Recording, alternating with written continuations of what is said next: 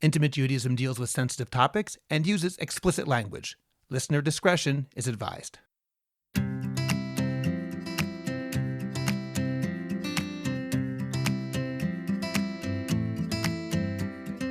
Welcome to Intimate Judaism. I'm Rabbi Scott Kahn. And I'm Tali Rosenbaum. And today we have a very interesting speaker and topic, talking to religious single women about sexuality. And before we begin, I will mention that, as our listeners may have noticed, we have not been on the air for 2 months. We actually took a month-long hiatus, which was not planned because, as perhaps some of our listeners know, unfortunately, my dad died the day after we released our previous episode with Mark and Jody about finding love after the loss of a spouse. I'll tell you, Tali, I've actually been thinking about what Mark and Jody said. One thing that Mark said that really struck me and I found very powerful was when he talked about the difference in Avelut, the laws of mourning, for a spouse versus a parent. And he said it's sort of strange when you think about it because obviously our relationship with our spouse is so deep, and yet Avelut, mourning, is only 30 days for a spouse, whereas for a parent it's a year. And Mark said an attitude towards this which I'd never heard before. He said if a spouse needs to be in Avelut for an entire year, that spouse would never get out of it. To come home to an empty house and to never be able to go out and to do things, you'd be stuck into it perhaps permanently in an unhealthy way. Whereas perhaps for a parent, this is now me speaking, it's very different. It's almost the opposite. Obviously, it's very, very sad to lose a parent. I was close with my dad. This is not an easy time. At the same time, my life in some ways is the same as it was in many ways beforehand. And perhaps the way to look at it, I think, is when losing a parent, Avelut is almost a reminder. No, things are not the same. You could get into your regular routine and go back to regular life very, very quickly. And yet Avelut psychologically reminds you things are different. You have to remember that. Things really have changed. You're saying Kaddish every single day, 3 times a day in 3 different davenings. And just all of the aspects of mourning continue to remind you that life has changed. Whereas for a spouse, obviously it's a different kind of thing. Life, you don't need the reminder. Life is fundamentally different in a way that will never be the same. I just found that was very, very touching when Mark said that. And I've been thinking a lot about that since then. Yeah, I appreciate what you're saying. And I want to acknowledge, just in the same way that Mark and Jody kind of used our platform to share and really help other people who experience the loss of a spouse. You're using your experience right now in such a meaningful way with your blog post and sharing with the people who follow you, your podcast listeners, sharing your experience. I think that's really helpful, and it's not move on Melav. It's not something that everybody feels comfortable doing. So thank you for that. I appreciate that, Tali. Thank you. Moving on to you, Tali, you also have been very busy recently. You just got back from Italy. You were part of a panel there at the European Federation of Sexuality conference. Can you tell us about that? Yeah, we just came back from Italy. There was a international sexology conference where a panel of Israelis, myself included, we discussed rape and sexual violence as a weapon of war.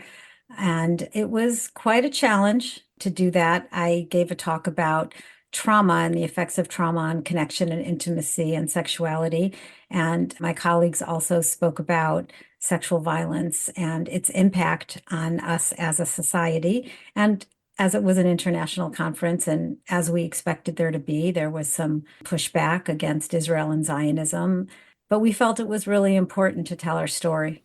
That's so important. When you say there was there pushback against this concept that rape cannot be a weapon of war, or they deny that actually rape happened? What was the pushback? The pushback was, why aren't you talking about the Palestinian women who were raped by IDF soldiers, unquote. What did you answer? I mean, there were other Israelis who came, and there were Israelis in the audience. So there was oh, no, nobody raped. None of our soldiers raped. Okay. That was okay.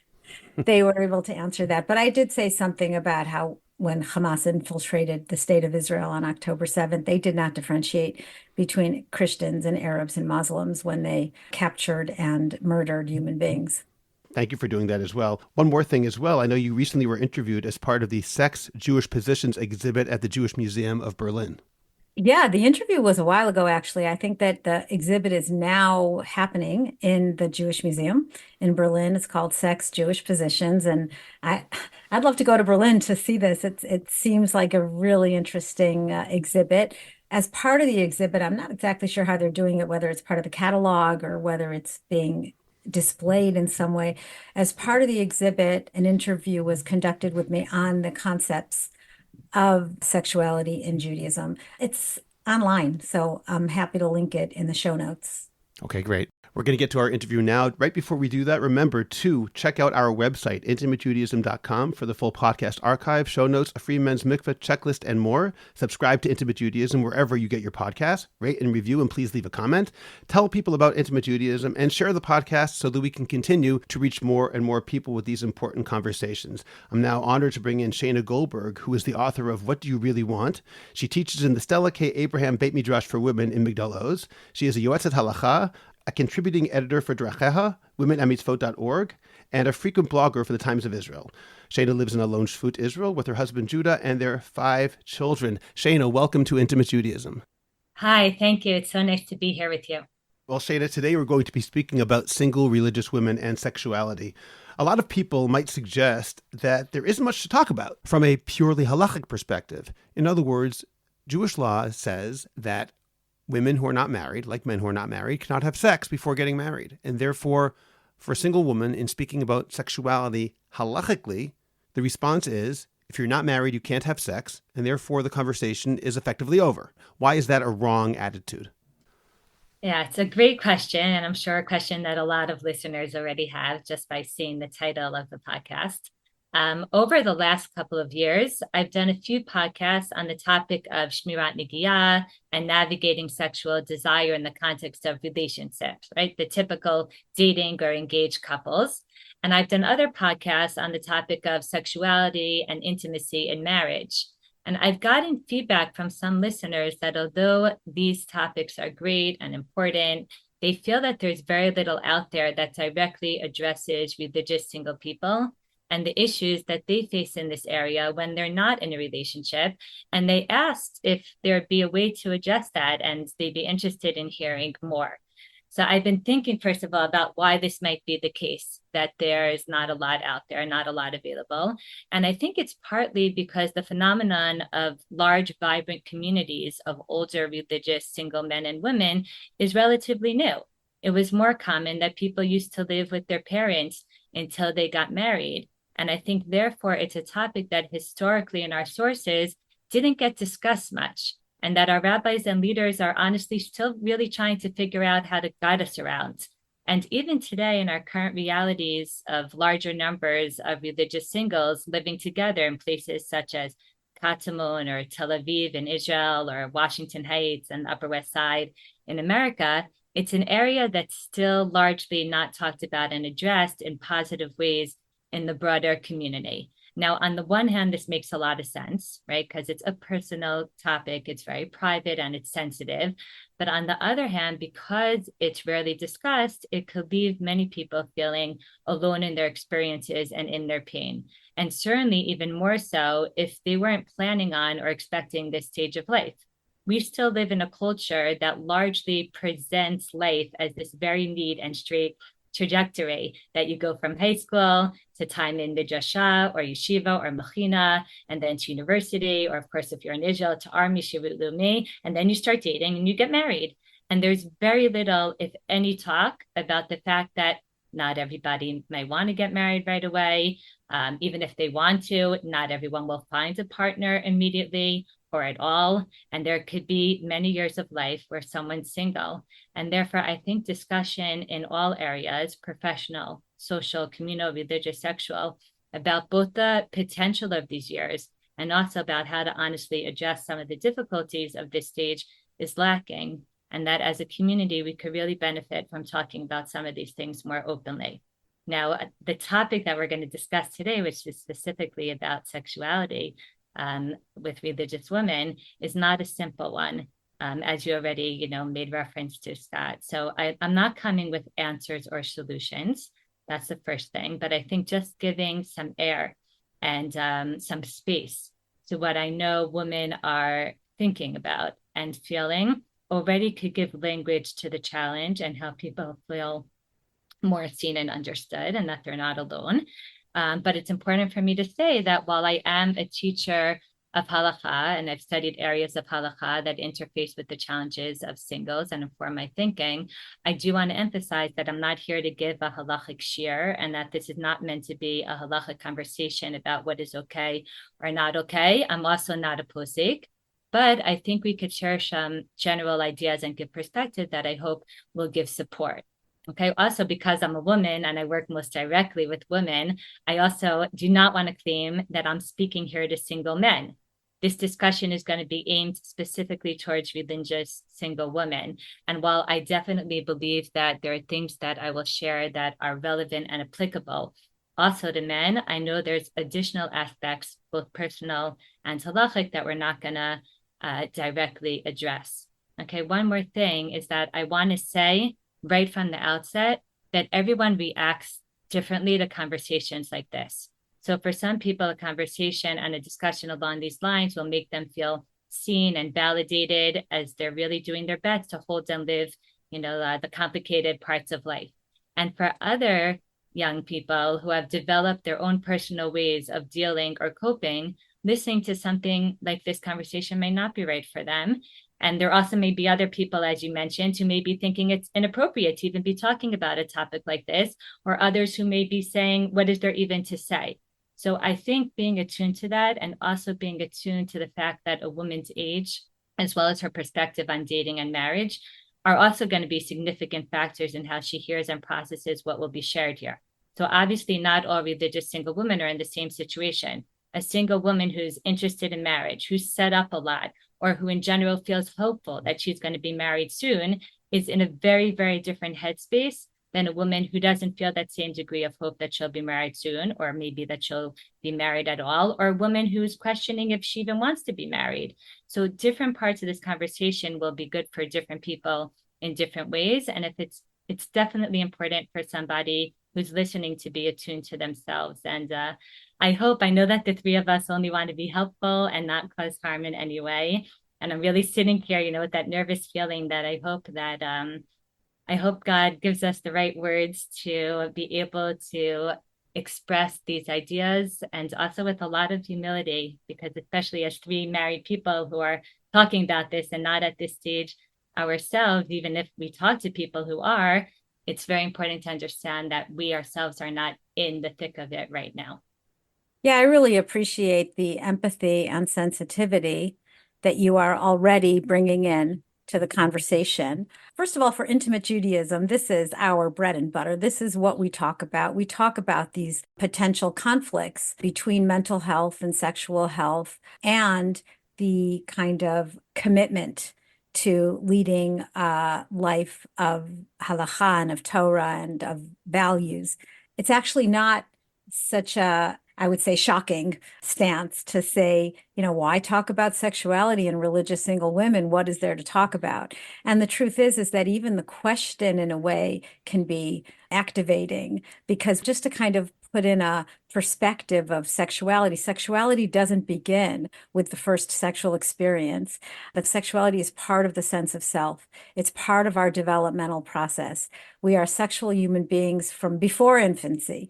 Sexuality, pleasure, the understanding of ourselves and our bodies and gender and everything that has to do with connection and intimacy and sharing and touch, those are all things that develop throughout the life cycle. And once you are engaged in sexual activity, that's kind of like a continuation of that. It is not the culmination or the beginning or the end of something. It is just part of something bigger. So religious single women are just as sexual beings as, married women are. We're sexual human beings. And I think that kind of saying something like, well, what's the point, or what's there to talk about, really, really minimizes and reduces the lived experience of sexuality in whatever forms that it takes, whether you're single or whether you're dating or whether you're in a relationship or whether you're not in a relationship. Sexuality, by the way, is not just the physical act.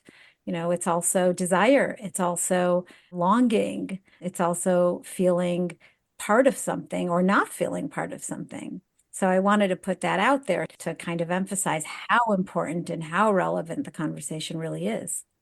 Absolutely. Every word that you just said deeply, deeply resonates, and is something that I definitely think about both as a parent, as an educator. How do we make sure that sexuality is something positive in the lives of women from the earliest stage? Hashem created us as sexual beings. It's a big part of who we are as individuals, way before we enter any relationship. And I would never want to deny that or create an environment where people feel a need to suppress those feelings or feel negatively towards them. So I think, already at a relatively young age, and someone may say, okay, high school or Midrasha, but I think, as you said, much earlier, it starts, at the earliest stages of preschool and raising young kids. And how do you go about talking about this in a way that young women and men know that the sexual feelings that they have are wonderful and wanted and normal and appropriate, and that they could feel good about them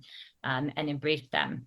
And I think, there's a lot to talk about in terms of how you go about doing that. How do you develop that approach that allows a woman to feel connected to herself in that way?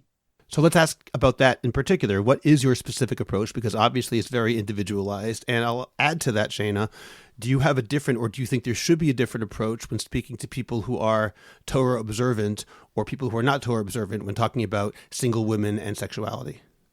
My approach overall is to give a lot of education and to be very positive and to be very open and to not be awkward or embarrassed or to flinch around these topics, to normalize them and to help people understand them as an integrated part of who they are. I think in order to do that, when it comes to young women, you first, as a woman, need to understand your own body. You need to understand your monthly cycle, the role and the effect of different hormones. You also need a good amount of education about the sexual response cycle and awareness of how your body might react in different situations. So I'll tell you, I'm in the midst of teaching this right now in Migdal Oz. And I know when I teach it that I get asked by my students, like, but what's the point now of understanding my sexuality in a deeper way if I can't halachically act on it right now? Because as Tali said, sometimes people think sexuality is only the act. And there's three significant reasons that I share with them. And I'm sure Tali will have a lot more to say about this. But I think, first of all, as Tali already said so beautifully, sexuality is a part of our day-to-day life already now, whether or not you're aware of it. And when you're aware of it, it could be helpful and insightful to understand what's going on with me, why I may react in certain ways to different experiences, to a book that I'm reading, or to a movie that I'm seeing, or an interaction that I have on a date or at a meal.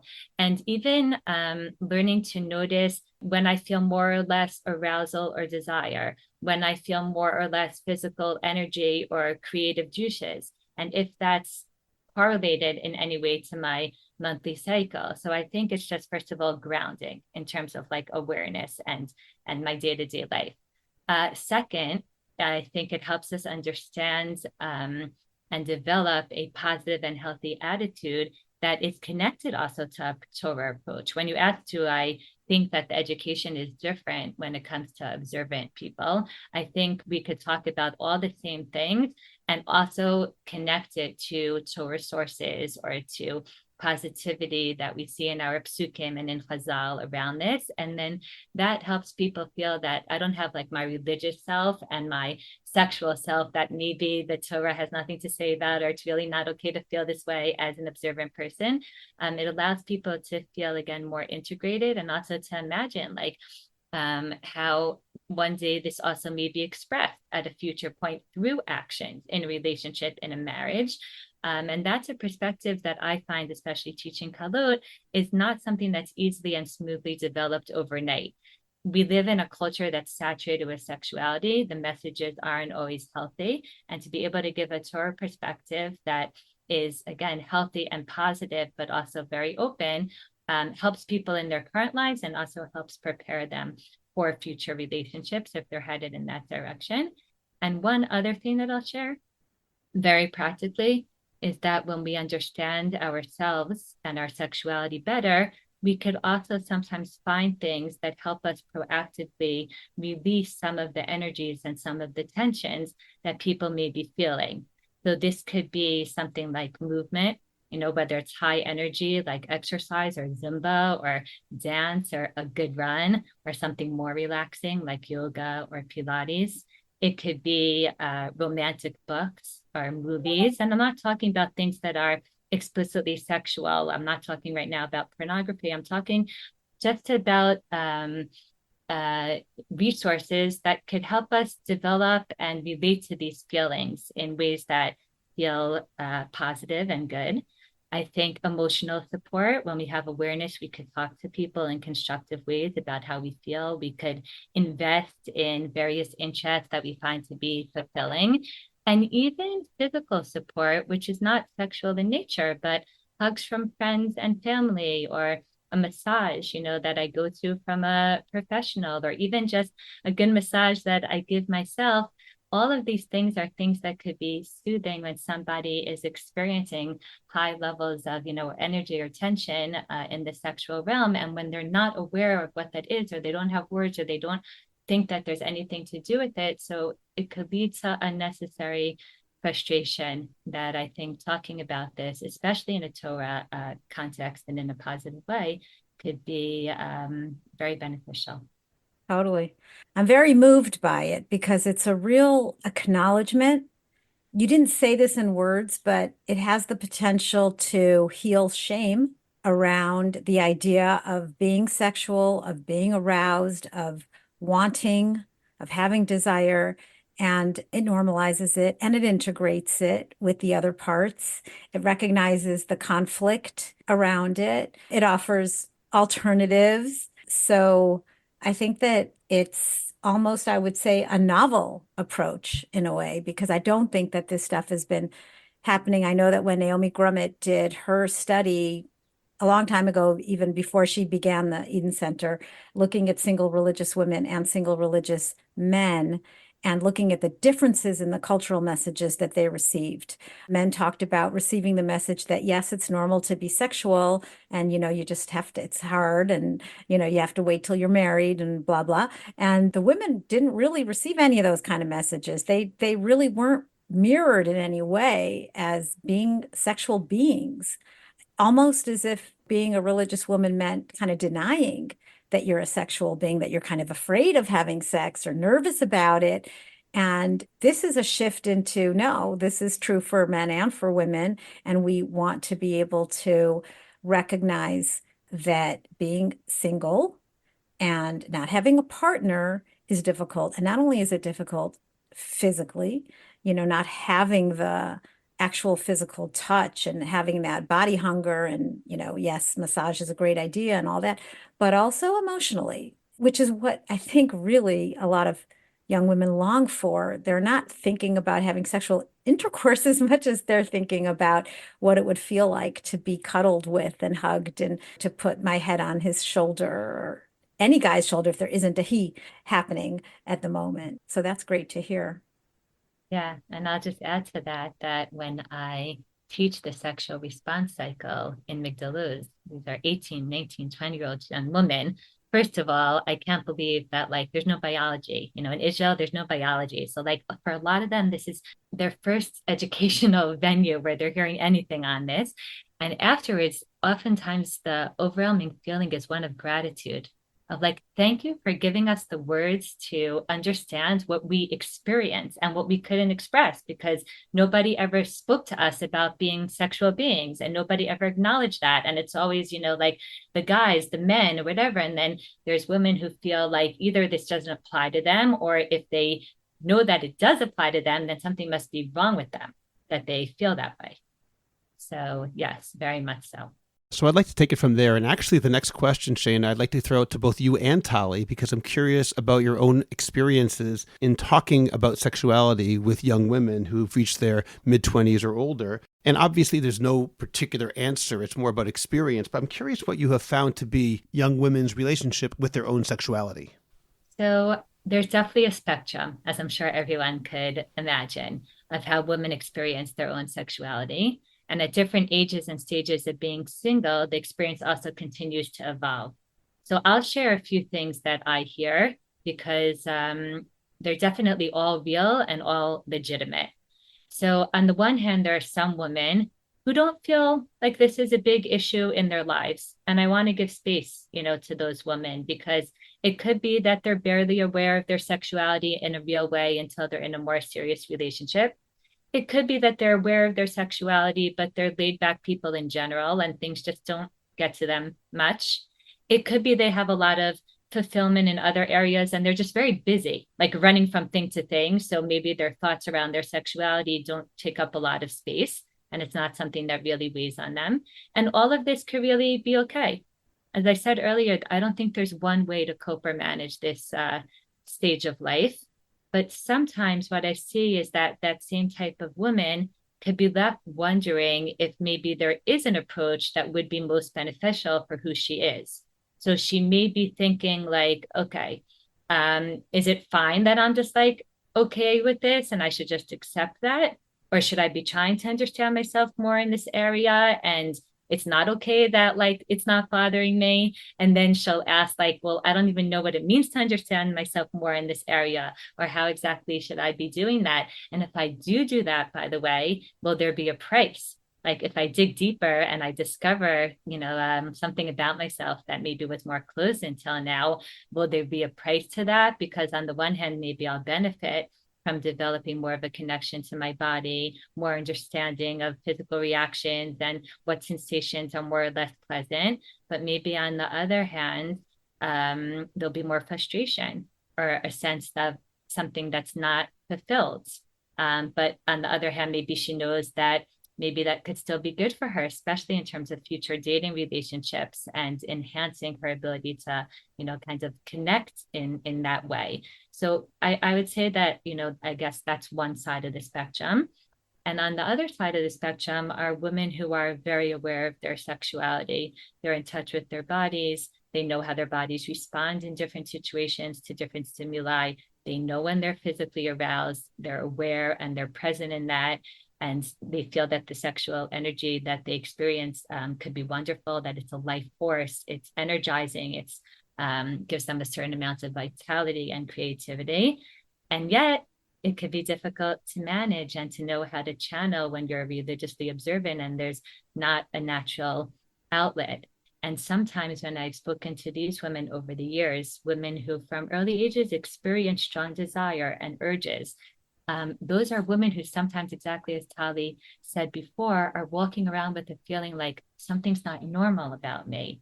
I remember various conversations over the years of students telling me, I feel like none of my friends are like this and it's only me. And I feel like I'm more the way that people describe men and like maybe something's wrong with me, Shayna. And when I respond, like, what do you mean this is like the most normal thing and something so wonderful and so positive, even if sometimes it could be intense and overwhelming, there's such a sense of comfort and, feeling reassured. So there's a whole, kind of spectrum of all the in-betweens also, and also different definitions of what it means to be in touch with your body and your sexuality. I don't want to present it as a dichotomy, like either you're in touch with your body or you're not. And it's also not a surprise that as time goes on, there could be feelings of unactualized potential. Like, what do I do with all these energies and frustration that, I'll hear from young women, like, I don't even have affectionate touch in my life. And how do I experience sexuality if I'm not in a relationship? And should I be trying to fill that space, or is it not good? And what if Zumba and romantic books are just not cutting it? Okay, Tali, do you want to comment on that as well? First of all, I wish that young men would be getting this opportunity in their yeshivas to have these kinds of conversations as well that normalize them, normalize their sexuality, and give them an ability to talk about the difficulties. Look, it's a conflict for everyone. It's not just a religious conflict. People have values and they don't always have opportunities to express their sexuality. I mean, certainly there's sexual self-expression, and that is also something that is very guided by halachic restriction. I imagine less so for women than for men. And so you could certainly address that. Why don't we address that as long as we're on that? Because that seems to be the most obvious. If there's actual feelings of sexual tension or sexual frustration, and they're asking you, like, is it okay to have a vibrator? Is it okay to self-stimulate, to bring myself to orgasm? Does the Torah allow such a thing? What do you tell them? I have a lot of thoughts on this topic of masturbation. First of all, it's a topic that is important to be discussed. There's way more cultural awareness around it now than there used to be. And that makes it more important to address in our communities and to raise in the appropriate group and educational settings, as well as on podcasts such as this one, in order just to give more context and framing and guidance that so many people are lacking. At the same time, I do think that obviously the more specific discussions are then going to be best done as private one-on-one conversations because of the delicate nature of them, and even more so because of the personal nature of them and the need for the real back and forth. And this, as you said, is just as true for men. And as the mother of 4 boys, I have 4 boys and a daughter, I'm always looking and hoping for these issues to be addressed in more open and more grounded ways, not just oh, this is a sore, but what are you dealing with? What are you contending with? So a point that I want to make here is that when this conversation is had with men, as you alluded to, there are explicit isurim, explicit prohibitions that are involved around being motzi zera, around bringing someone, themselves to full arousal and ejaculation. Now, just to explain why this is so, it's because sperm and ejaculation is something that we think is a life-giving force. And therefore, the Torah wants that to be treated with a level of respect and intention. But this should in no way mean that boys and young men should live with constant guilt or resentment about their bodies or around their desires. We want them to have healthy relationships, both with their bodies and with their sexual desires, so that they'll be able to feel connected to that in positive ways. So for sure, just on the boy side, as parents and as mentors, we need to find ways to have honest, open, and productive conversations that relate to these tensions and to be able to help young men better navigate these issues. And I think more and more, for sure, in certain parts of our world and in certain yeshivot, I'm happy that that is happening. A lot of work to still be done, but it's definitely moving in the right direction. With regard to women, there are not the same halachic issues, and that allows already for a very different type of conversation. Now, my understanding from Rabbanim is that there are different attitudes about female masturbation, but it's not in violation of any specific prohibition. And it's more of a question of balancing different values and sensibilities, including how we want to relate to sexual pleasure when it's self-pleasure and it's outside the framework of a relationship. So I'll share that what I see is that amongst women, there's a range of experiences. Sometimes masturbation is entirely sexual in nature. Sometimes a woman has come to it from a very different place, from a non-sexual place, like more of a self-soothing. And then only later in life, she realizes that there's a sexual component as well. And now she kind of is seeking out guidance. Sometimes pornography plays a role, and sometimes not at all. Sometimes masturbation is a minor part of someone's life, and sometimes it's more significant. And sometimes when a woman reaches out to me, it's because there was a trigger could be is that there was a shift all of a sudden in what masturbation means to her or in how she's going about it. And that's bringing up questions. So when a woman asks to discuss this topic with me one-on-one, I try to begin the conversation by getting a deeper understanding of where she's coming from. Now, this may start with her sharing her feelings about masturbation in general or what she's heard, and then getting a sense of the role that it's playing in her life and how she personally feels about it. And each conversation after that is going to be very unique and very different. And I primarily see my role in that as helping her to make choices that align with her Jewish values and her hopes for the future in a way that's going to be best for her. Let me also point out, Shayna, that in episode 28 of this podcast, we interviewed Rabbanit Shayna, who spoke extensively about the issue of female masturbation. So listeners should go back and listen to that as well for a full, basically hour-long discussion, largely about that topic. I want to move on to ask you, Shayna, about some of the challenges that single women face, and especially in an Orthodox world where being married is treated, probably unfairly, as, to put it bluntly, a seat at the grown-ups table. And without that, you're almost treated very unfairly as not a full participant in our communal life in numerous ways. And this attitude can come with both emotional and religious consequences. So I'd like to start off with some of the spiritual challenges, hashkafic and halachic, that single women face because of these attitudes. Okay, it's interesting. In my head, I think of it more as like emotional challenges and then like, spiritual or religious challenges. And they're a little bit different if I could divide it. And Please, yes. So if you want to start with emotional challenges, let's start with that.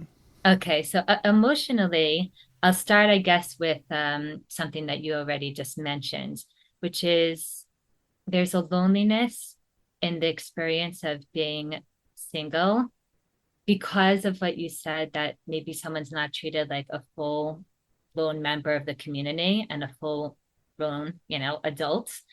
But also there's a loneliness, not just in the sense of like maybe someone who's shomer nigiya and she's not engaging in explicit sexual interactions and therefore there's a physical loneliness. I mean the emotional loneliness of feeling like almost like left out of a significant experience that many other people around you or in your age bracket are having.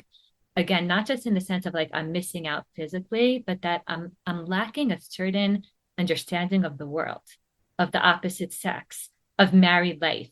And I'll tell you that I even had a student in a very prestigious secular college in America who was in a women's studies class, and she was in her early 20s, and they were discussing issues of sexuality. And she raised her hand to share a thought that she had on that topic. And the professor said to her, I see from how you're dressed that you're a religious Jew. And I'm assuming that you abide by the prohibition to not engage in premarital sex. And therefore, I don't think that you're entitled to an opinion on this topic since you've never experienced this. And she said it was so belittling. Like she felt in that moment like less of a living, breathing person. So that's, I think, one area of emotional difficulty of just feeling like separate and apart from a topic that obviously is so present and consuming, especially in the world that we live in. And another part of the loneliness is that literally feeling alone in the sense of that not everyone feels at ease discussing this topic with other people, with friends or with mentors, because it's private. And therefore there's an existential loneliness of like not really knowing where other people are at and not really knowing if you're the only one who feels this way and if you're the only one who's experiencing things this way and if you're the only one who's struggling. So it could be in both ways. Like if I'm talking to somebody who's committed to being shomer nigiya, it could sometimes feel to her like, is something wrong with me? Am I the only one who's still committed? Am I the only one who at 30 years old has never even touched a man? That's so lonely.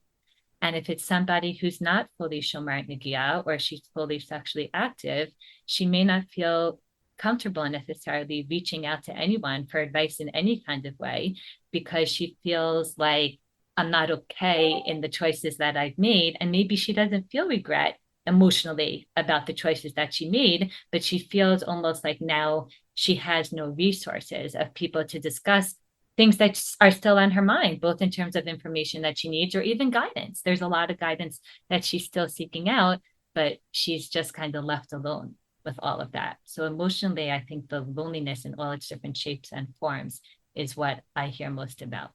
Yeah, that's very interesting the way you put that there's no real societal legitimate place to be as a sexually active religious single woman, because even if you are intentional about your sexual activity and even if you are okay with it, you still may not feel like you can resource around it in any kind of open way because perhaps fear of judgment of others or just knowing that it's not widely accepted to make those choices. Yeah.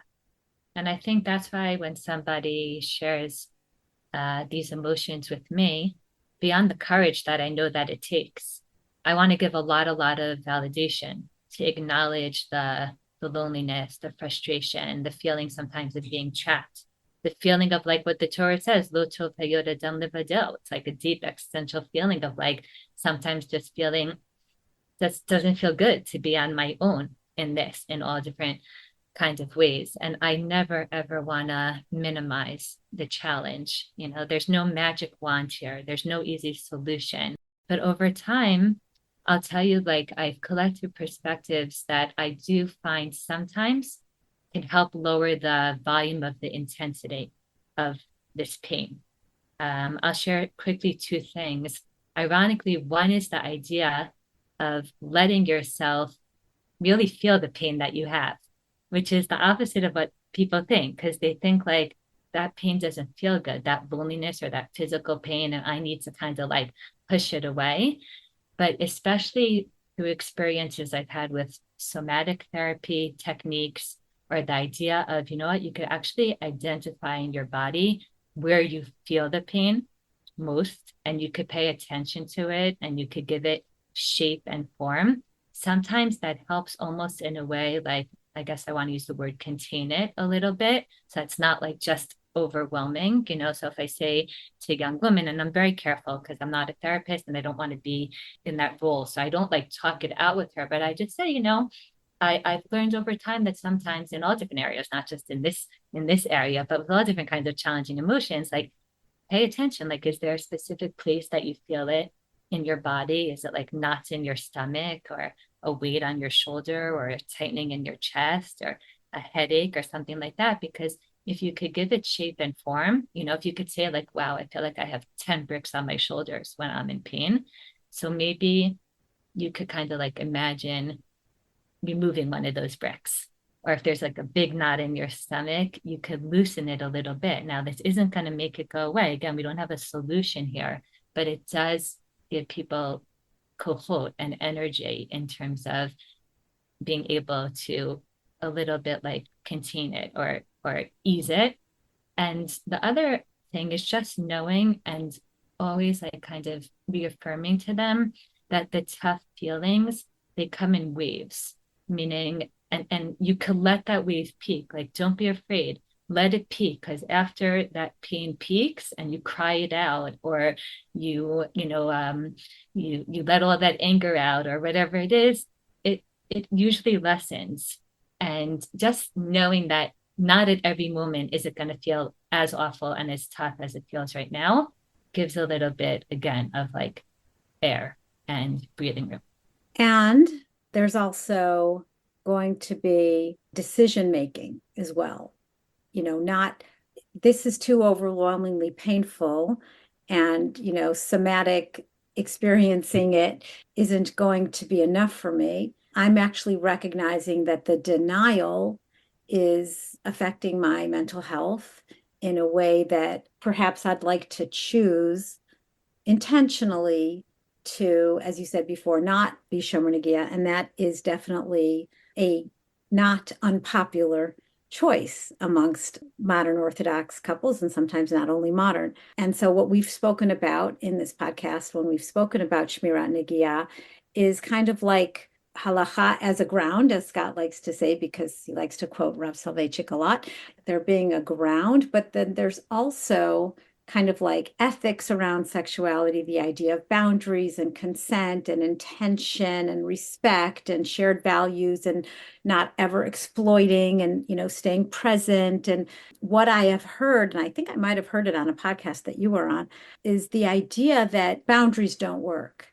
And, you know, this kind of runs counter to a very strong belief system about sexuality as a force that does need to be regulated when you are especially dealing with another human being. Boundaries have to work, or else there's going to be coercion. And so a very important part of the conversation is not only am I Shomer or am I not Shomer, but what are the reasons that you might not be?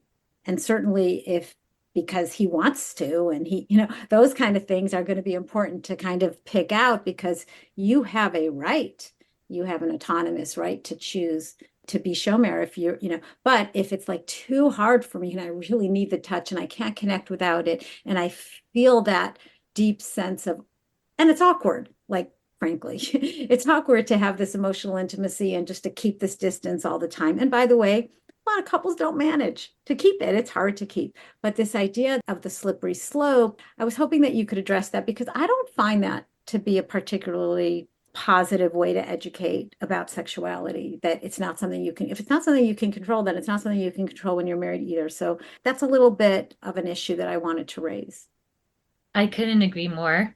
I did an entire podcast exactly on this topic on a podcast that's called Singled Out. So anybody who's interested in an entire podcast on Shmirat Negiah, a lot of these issues are addressed there because you're now, going into the issue of, okay, when you are in a relationship and when you're no longer a single, you may not be engaged, but you are in the context of a relationship.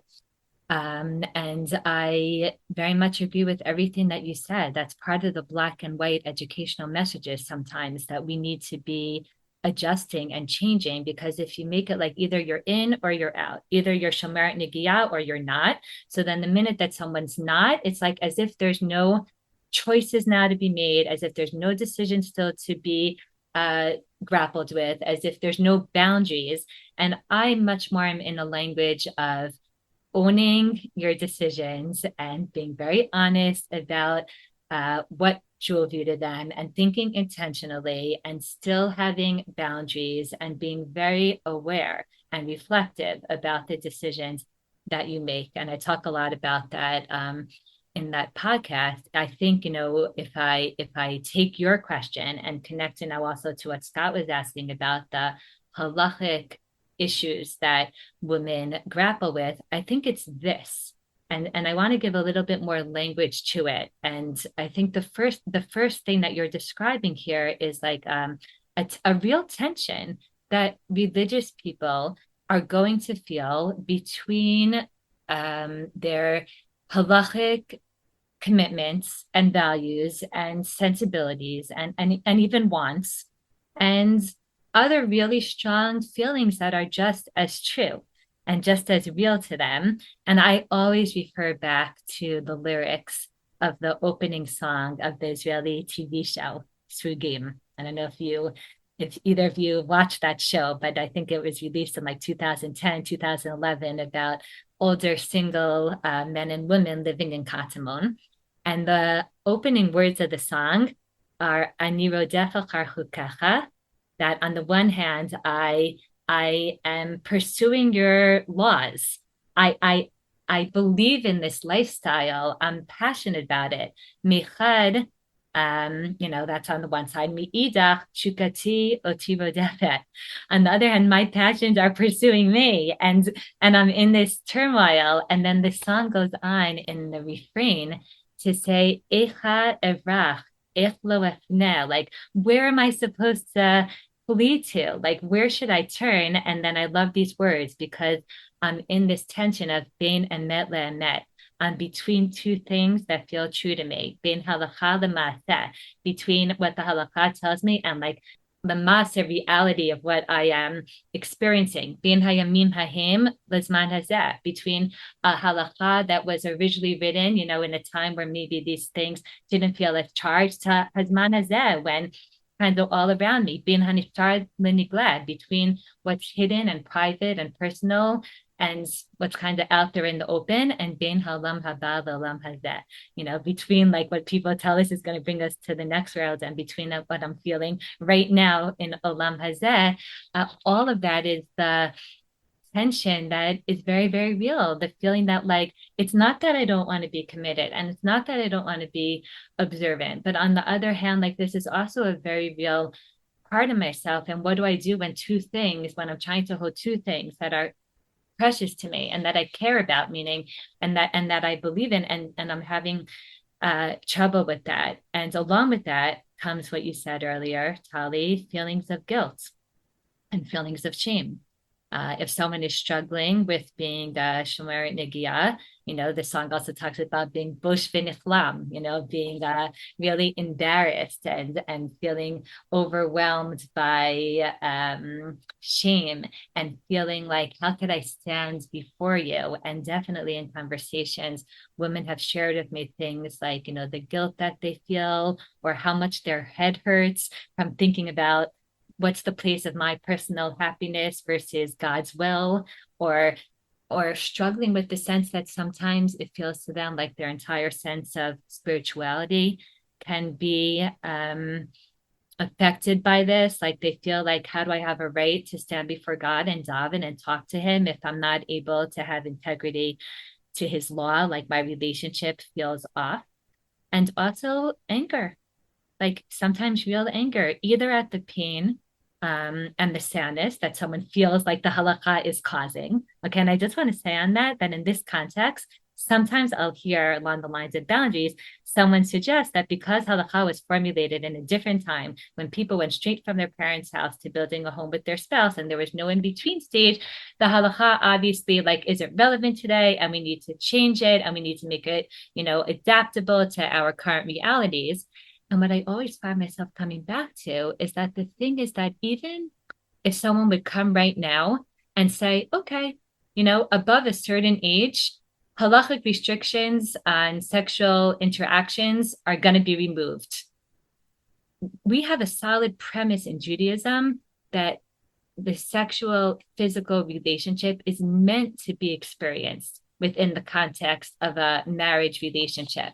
And therefore, we have to always come back to that framework, regardless of whether or not someone thinks they would benefit from a sexual relationship out of marriage. We are tethered to values, as Tali was saying, that Scott references from Rav Soloveitchik. This isn't just about halakha, it's about a broader value system, and we're trying to kind of work with all that and also work with one other kind of anger that I find people have sometimes at God, which is the anger over the fact that these situations are not in our control. Like maybe I wanted to be shomer nigia and I wanted to get married early and I've done everything in my power, but it's not happening. And also, I don't know how long I am going to be in this stage of life, right? Like, do I prepare now for a marathon? This is going to be very long and slow, and I need to kind of conserve mental and emotional energy, or is my spouse around the corner? And it's very hard to know how to best approach these questions when we don't have a sense of the long term, and it affects our decision making. So because of that, I want to try to encourage women and men to try to stay as much as possible in the here and now, which I'm not saying is easy, right? In a way, it's no different than what we're experiencing right now in Israel in this war, or what we all contended with in COVID, that constant question of how much longer, like how much longer are we going to be in this? And the minute your brain goes there, or the minute, a 14-year-old boy says, how much longer am I I'm not going to be married for years. It's like, then you can't breathe. Then you lose all capacity to function. It's helpful and beneficial. I'm not saying it's easy in any way to try to focus on what is going to help me right now in the present moment be able to be okay. What's going to help me feel at ease? What's going to help me make the most of what I do have, even as I don't deny the pain that we spoke about earlier.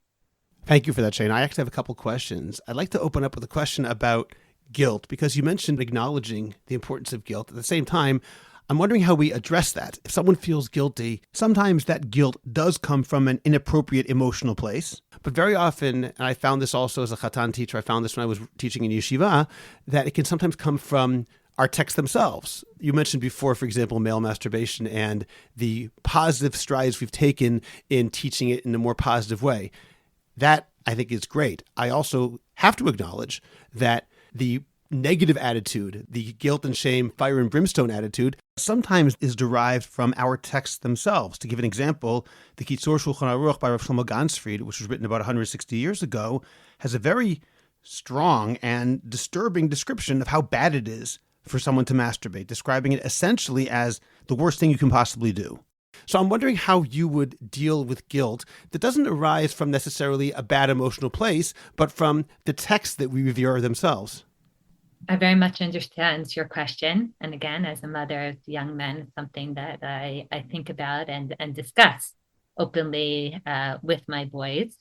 I think it's a little bit comes back to the Bina Met Met that I discussed earlier. Like, can you hold two things at once without denying either one of them?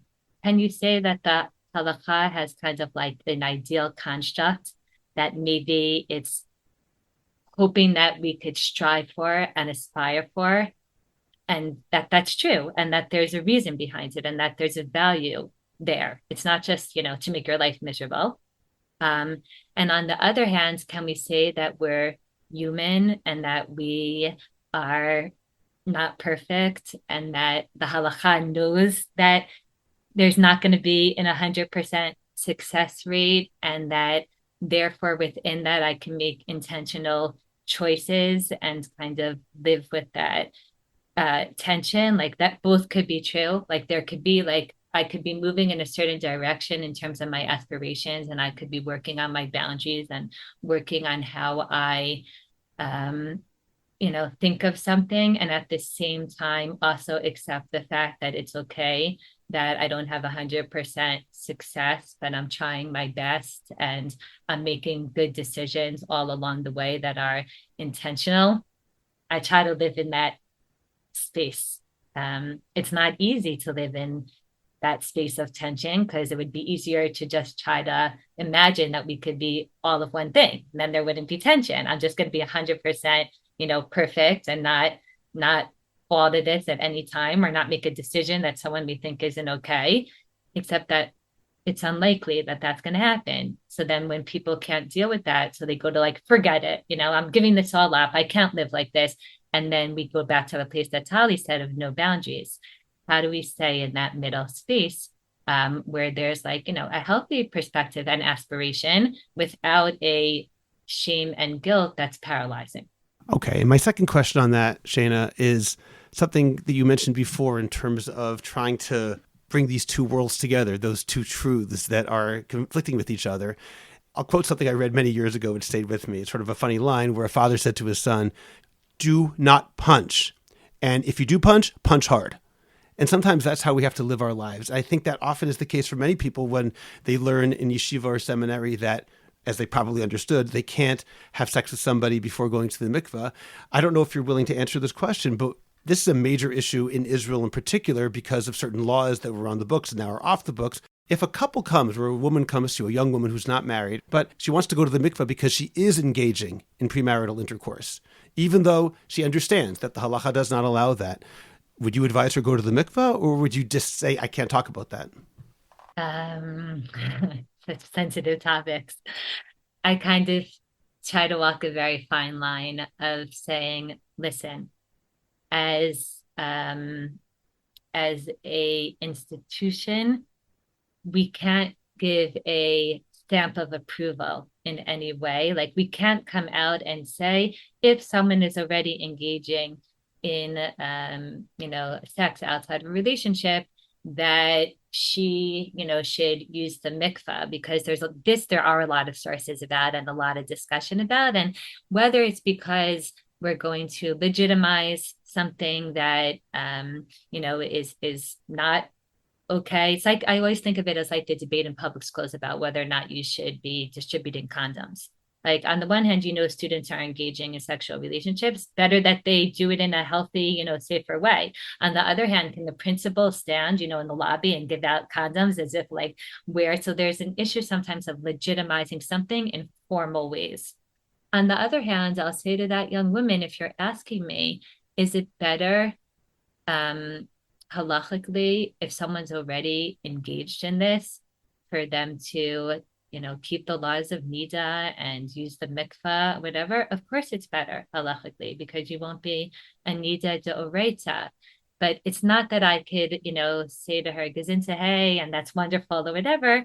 But I'll be very honest with her about, I'll try to give her context for why it is that, as again, on an institutional level, we don't say, yeah, everyone go out and do this, and yet give her context so that she can make the best personal decision that she can.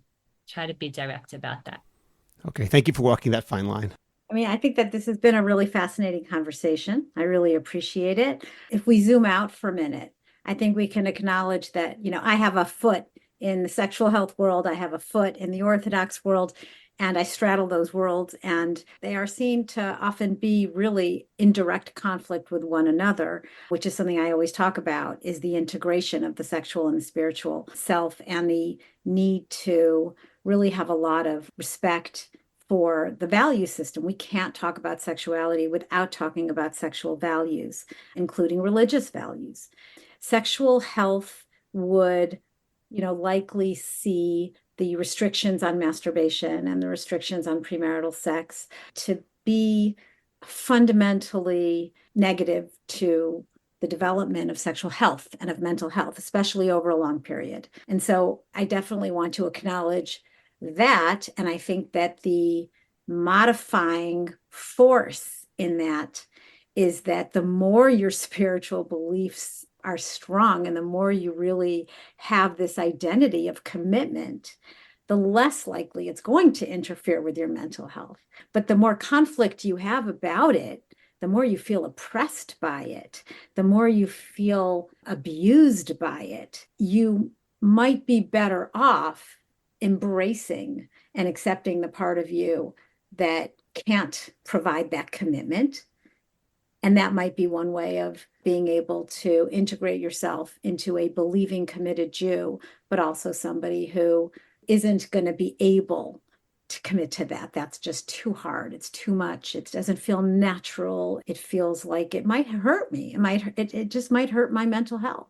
So I think that that's a very nuanced conversation. And it's a conversation that isn't about splitting being, I'm a frum girl, but I'm going to go. I mean, like here we're talking about Migdal Oz girls who are having these really serious conversations about how can I stand before God and how can I be the person who I am and also embrace this part of myself. And yet we also hear about seminary girls who are like, and very, very from seminaries who aren't talking about this at all, but they are going out and hooking up with yeshiva guys like every Thursday night. And I'm not like judging at all. I'm just saying that, what's better here? What should we be doing? We should be having these conversations because we want the behaviors to be chosen with safety, with dignity. Even if they aren't going to be completely halachic, they should be done with a sense of values, with a sense of respect for other people, non-exploitation of other people, not drinking yourself to complete, I have no idea what's going on with you because that's not safe either and not smart. And so I think that there really is a place here to acknowledge that there are, inherent conflicts. I don't think we were meant to be single until 30. And I think that people were not single until then. They did live at home until they were, 17 or 18. And then they did get married and they did have expression for their sexuality when it was, appropriate to their developmental stage. And that's not what we have anymore. And no, we can't go in there and change the halacha. The halacha is eternal and we don't change it. But society does change. And we change the way that we look at our decisions. And we also change the way that we shame people. And we try not to do that anymore. And I think that that's what's coming out of this conversation. So I appreciate it.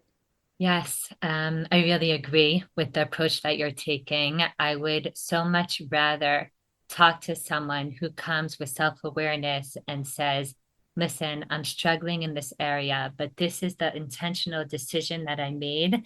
And I own it and I, kind of am dealing with it and it's integrated and it's not like a dissociated part of myself, than somebody who is in denial and acts as if they have no control and no choice in the matter. And it just like these things just happen to me. And there's a real gap between kind of how they view themselves and the things that they do. And therefore, there's no ability for them to take responsibility over them. Very much so. I think learning to live with all parts of ourselves with more tranquility, even though, again, as a teacher of halacha, as a yoetzet halacha, I do believe that there are not just wonderful parts of our value system, but things that I really, really stand behind. And again, I addressed this more in the podcast on Shmirat Nigiyah, but I also do think it's possible. And I think it's possible to be committed and also to be healthy. I don't necessarily think that in the outside world, everything that we see around us or the complete shichror of like just permissiveness has benefited people, as you said earlier, like the fact that we are part of a religion that has boundaries or even a discussion about the fact that boundaries are needed is something that overall is positive, even when it's difficult. And then it's about just how do we create healthy conversation around this. If I could say one last thing in closing, something that I will talk a lot about with young women is that it is very helpful to remember that the things we struggle with are usually powerful signs of what's meaningful and important to us. And that if we're struggling with something, it's because we care about it. It's because it's real for us. And therefore, like, it's true that as women get older, these areas could get harder and more confusing for a lot of reasons, both because they could, as you said earlier, they could feel more external pressure from the men that they date, and expectations may change, which could be a really tough experience on different levels. And also, as a woman gets older, she may feel like she doesn't have the same support system around her of friends who are also single in similar situations that maybe she once did. And it could be harder for her to remember why she even wants to remain committed or somewhat committed to her religious standards and values when she looks all around her and feels like that's no longer the norm as she gets older, you know, in the circles of the people in her age. And at the same time, I really want to tell her, if you know that something is important to you and you have values that are important to you, and I'm not talking now about specific, lines, I'm talking about values that are important to you, I want to say to her, don't lose hope or don't lose trust in yourself and don't lose trust in Hashem, that you are equipped to navigate this in good ways. And I like to talk about, I've spoken with Scott on other podcasts about learning how to live with tensions, to not be in that all or nothing place, to not be in that black and white place. Because if we're having a tension, it's because there's two things that are both really, really important to us. And even though you may think that it would be easy to just cut one of them out, in this case, either our halachic commitments and values or our sexual identity, ultimately, we're going to be selling ourselves short by letting go of either one of those when they're so, so, so important to us. So just being able to build a life view that life is complicated, that we're not in or out, and also that we could understand ourselves without labeling ourselves. It doesn't have to be, this is who I am, and this is what I do, and that's it. You know, I'm shomeret negiah, or I'm not shomeret negiah. I'm committed, or I'm not committed. But that life is more dynamic and fluid than that. And it's something that's ever changing.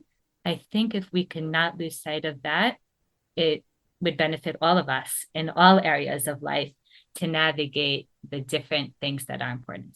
I agree with a lot of what you say. And I also recognize and accept your role as an educator, as a teacher of halakha and of Torah. I would add also as a mental health professional, the real importance here of self-compassion and self-forgiveness and obviously self-awareness, but also the being aware of that very critical voice and really recognizing in this process of integration, that's part of that process. Can I really respect and appreciate the parts of me that are spiritual and that are committed, and at the same time embrace and accept the parts of me that may not be able to hang in there the way that you might encourage them to, because you're coming from a place of real belief and a real desire to teach those beliefs. I respect that. That's not going to be my role. So I think that just kind of adding that piece into the general conversation can be very useful here to our listeners as well. Absolutely. Self-compassion is so important. And I just want to say that when I talk to somebody one-on-one, of course, I'm going to see her where she is and talk to her where she is and help her make the best decisions from where she is. So I agree with you around that. Okay, Shayna, thank you so much for joining us today. I'm sure you know every time I've talked to you, it's always been very enriching and very enlightening and very compassionate. So I always appreciate hearing your perspective. And I'm sure I speak for both me and Tali when I say that we really appreciate everything you had to say today. And thank you for joining us today on Intimate Judaism. Thank you for having me. Please remember to go to our website, intimatejudaism.com, subscribe to Intimate Judaism, tell your friends about Intimate Judaism, and share the podcast. We'll see you next time.